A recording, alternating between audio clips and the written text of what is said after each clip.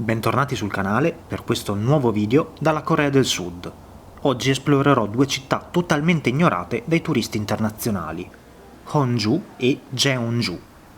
Il tutto con la febbre. Qui dormirò in una casa tradizionale, visiterò tombe reali, fortezze, villaggi Hanok, mangerò finalmente del vero cibo locale, visto che il mio stomaco si è ripreso, e molto altro. Quindi preparate delle scarpe comode perché i chilometri da percorrere saranno molti e iscrivetevi al canale per supportarmi e per non perdervi tutti i miei prossimi contenuti. È un click che a voi non costa nulla ma che a me aiuta a continuare a fare video come questo. Carissimi, benvenuti alla seconda tappa di questo mio viaggio in Corea, nonché prima tappa di questo video. Sono nella città di Honju, dovrebbe pronunciarsi così, una città di circa 100.000 abitanti che non dovrebbe essere troppo toccata dal turismo, però nonostante questo deve essere molto interessante perché c'ha ben 3 patrimoni UNESCO. Comunque sono arrivato qua in autobus e devo dire che non sono per niente in forma. I giorni scorsi sono stati abbastanza tosti e non mi sono riposato un attimo e penso che mi sia arrivata la febbre. Però non c'è tempo di riposare e quindi vado subito all'esplorazione della città. Quindi dopo la sveglia alle 4 a Seoul, 2 ore di autobus e arrivo in città. Per la prima tappa devo fare circa 3 km a piedi dalla stazione degli autobus, un po' lungo il fiume e un po' lungo la strada. Prima della visita alla fortezza però 2 cose interessanti.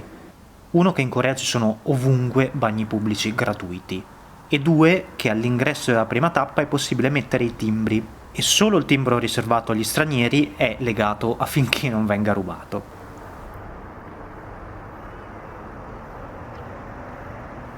6.000 won di biglietto combinato che comprende più attrazioni ed è il momento di visitare la fortezza Gongsanseong, uno dei 3 siti UNESCO della città. L'area è abbastanza ampia, ma non ci sono tantissimi resti, mura a parte. La fortezza venne costruita come difesa del palazzo reale, visto che Honju, che al tempo si chiamava Unjing, è stata capitale tra il 475 e il 538. Il complesso viene considerato un tesoro della dinastia Baekje, uno dei 3 regni di Corea, insieme a Goguryeo e Silla. Questo regno durò dal 18 a.C. al 660 d.C. Comunque le costruzioni attuali sono state ricostruite durante il periodo Joseon, che andò dal 1392 al 1897.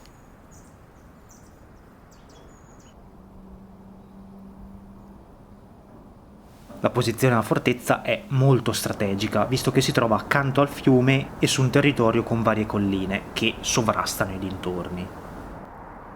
Qua è dove conservavano il cibo, venivano scavati delle buche e il cibo veniva tenuto al fresco sotto.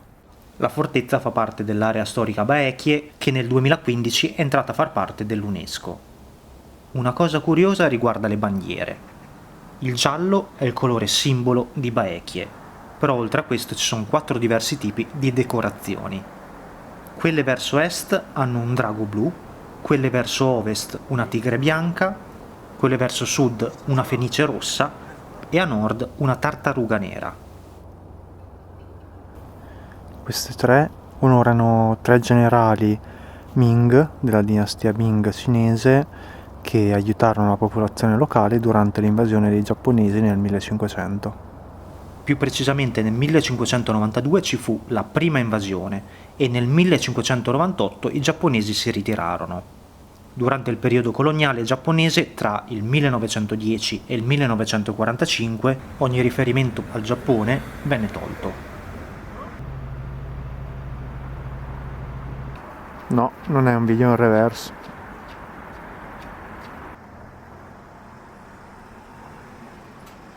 Vado verso la seconda tappa, che non è vicinissima, è a circa 3 km. Lungo la strada mi perdo un po' tra un quartiere tradizionale e qualche murales e arrivo alle tombe reali.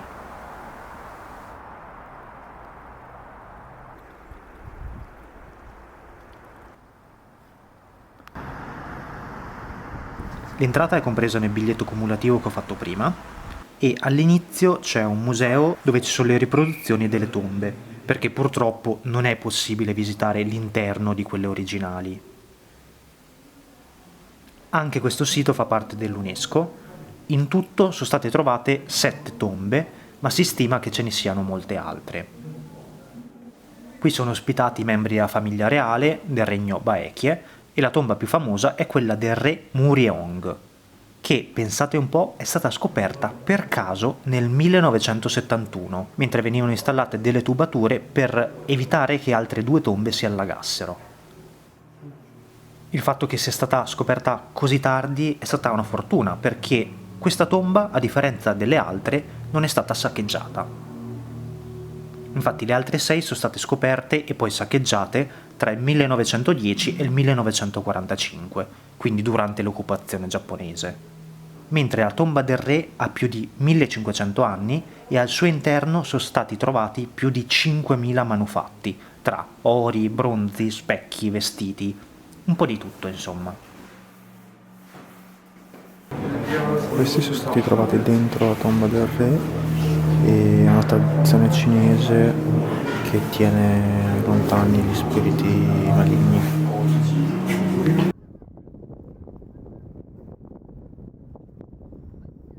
Comunque c'è da dire che la dinastia Baekje prese ispirazione da principi cinesi, sia per quanto riguarda le tombe, ma anche per le città in generale, le arti e la religione. Ed è così che questo modello di tombe si diffuse in altri territori, come il Giappone. Dopo queste 2 tappe c'è una grandissima notizia, perché dopo una settimana di viaggio riesco finalmente a mangiare fuori, visto che il mio stomaco si è ripreso. Meglio tardi che mai. Il posto è super local, niente menù e niente inglese, quindi ho ordinato totalmente a caso, ma mi è andata bene. Qua si lasciano le scarpe e qua c'è la cucina. È una zuppa di germogli di soia con uova, pesce e a parte ci sono uova di quaglia, alghe, funghi e kimchi. Il tutto per un totale di 6 euro. Non credete a chi dice che la Corea sia così tanto costosa. Poi visita il villaggio Hanok, che in realtà non è nulla di che, visto che è stato costruito nel 2010 per cercare di aumentare il turismo, cosa che non mi sembra abbia funzionato più di tanto.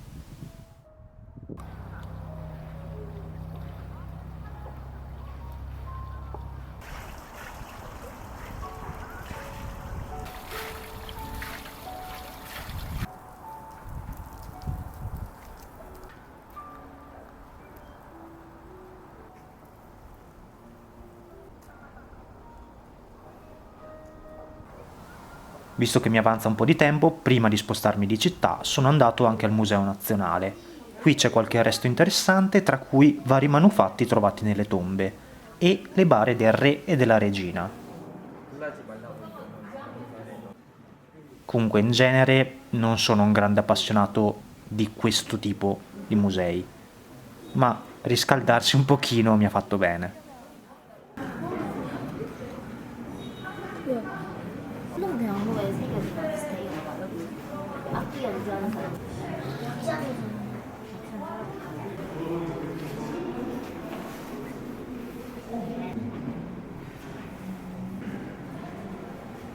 Non so quanto si veda, ma è iniziato a nevicare. Comunque, dopo aver mangiato un pasto caldo e aver passato un po' di tempo dentro il museo, che sta decisamente meglio che all'esterno, mi sono un attimo ripreso. Non sono al 100%, però quale miglior modo per testare questa mia ripresa se non fare 4,5 km a piedi, più prendere un autobus, più prendere un treno per raggiungere la prossima destinazione. Carissimi, buonasera, sono arrivato alla tappa successiva, Jeonju, spero che la pronuncia sia corretta. Sono cottissimo, mi è risalita la febbre, sicuramente non uscirò questa sera, e anzi domani mattina me la prenderò anche un attimo con più calma e comunque avrò modo di visitare la città. Comunque, cosa molto bella, ho prenotato la notte in un hanok, in una casa tradizionale coreana, e la stanza non è assolutamente nulla di che, ma l'esterno è veramente molto bello. La mattina dopo inizio a esplorare la città. Se qualcuno avesse qualche dubbio sulla sicurezza del paese, guardate qui, c'è chi lascia bagagli incustoditi in mezzo alla strada.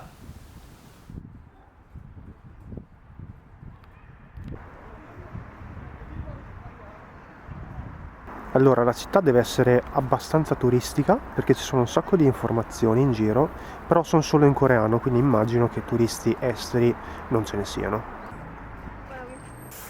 Comunque nel 2012 Jeonju è stata riconosciuta dall'UNESCO per la sua gastronomia, che comprende la cucina tradizionale casalinga, che viene tramandata da migliaia di anni.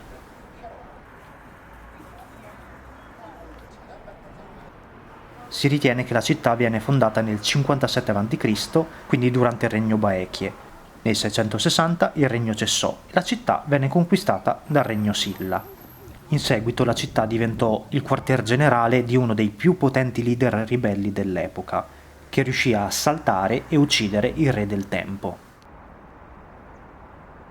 Poi, nel 1392 iniziò il periodo Joseon, e Jeonju viene considerata la sua antica capitale, nonché capitale spirituale del paese.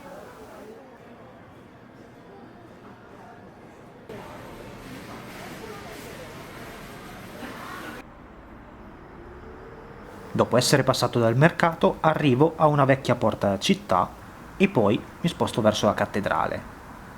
Per chi non lo sapesse, il cristianesimo è la religione più diffusa nel paese.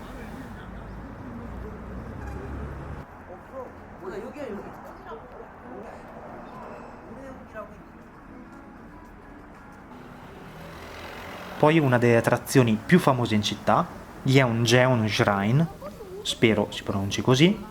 Il biglietto costa 300 won, quindi circa 2 euro, e qui sono conservate le tavole mortuarie del fondatore della dinastia Joseon, di sua moglie e di altri grandi leader coreani. Cosa molto importante, qui sono conservati gli annali che venivano compilati dagli storici del tempo. Il re non poteva vedere gli annali dei suoi predecessori e il tutto era utile per tramandare gli eventi storici, ma in un certo senso anche per controllare l'operato dei regnanti. In tutto ci sono 25 annali su 27 re. Sono stati documentati 472 anni di storia Joseon. Il sito venne costruito nel 1410 per le preghiere del re. Venne poi bruciato durante l'invasione dei soliti giapponesi nel 1592, ma ricostruito nel 1914. Poi, durante l'epoca coloniale giapponese, venne demolito e ricostruito fedelmente al passato tra il 1991 e il 2004. Il suo nome significa letteralmente terreno propizio per ospitare lo spirito di Taeyo, cioè il fondatore della dinastia Joseon. Il posto è carino, ma molto simile a templi e fortezze che ho visitato nei giorni scorsi.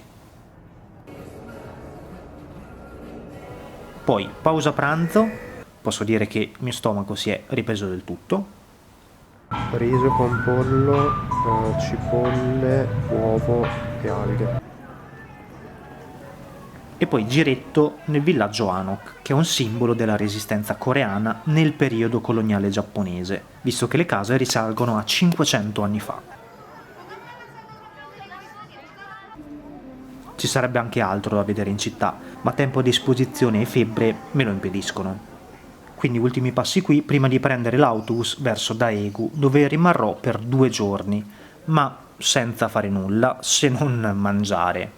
Purtroppo ho dovuto cambiare i piani e saltare un tempio che avrei voluto vedere fuori città, quindi niente video di queste zone. Questi giorni comunque mi sono serviti a guarire e a ricaricarmi per le tappe successive.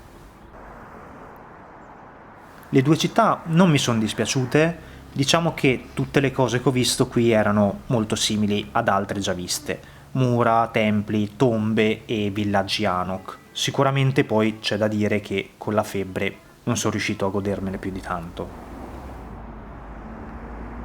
Io vi ringrazio di essere rimasti fino alla fine e vi chiedo di iscrivervi al canale. Noi ci vediamo prestissimo dalla prossima tappa coreana.